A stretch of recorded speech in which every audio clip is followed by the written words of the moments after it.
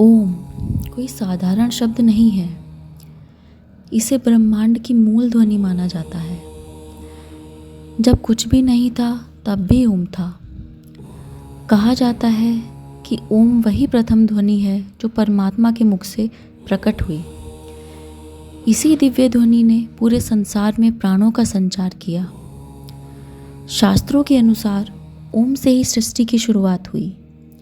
ओम 3 ध्वनियों से मिलकर बना है, अ, उ, म। अ से तात्पर्य है आकार। यह सतोगुण का प्रतीक है। यह जागृत अवस्था, निर्माण और ब्रह्मा जी से संबंधित है। उ से तात्पर्य है उकार।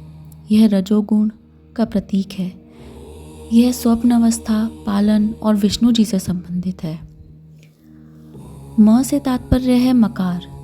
यह तमोगुण का प्रतीक है।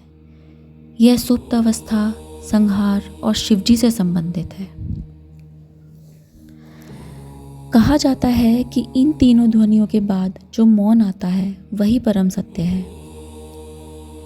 ओम प्रकृति के इन तीनों गुणों को अपने भीतर समाहित करता है। इसलिए ओम केवल बोला नहीं जाता, उसे अनुभव किया जाता है।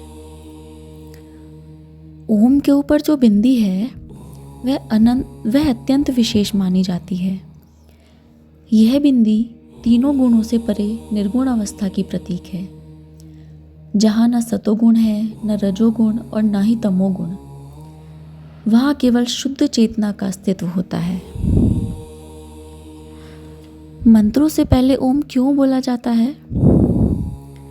मंत्रों से पहले ओम इसलिए बोला जाता है क्योंकि ओम को मूल ध्वनि और पूर्ण मंत्र माना गया है। हालांकि सभी मंत्रों से पहले ओम नहीं बोला जाता, लेकिन अधिकतर आधिकारिक मंत्रों से पहले ओम का प्रयोग किया जाता है। मान्यता है कि मंत्रों से पहले ओम लगाने से यदि जाप या उच्चारण में कोई त्रुटि हो जाए तो ओम उस दोष को शुद्ध कर देता है।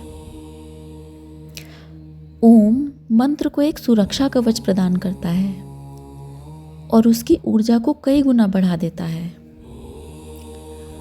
ओम को अनंत ब्रह्म का प्रतीक माना गया है।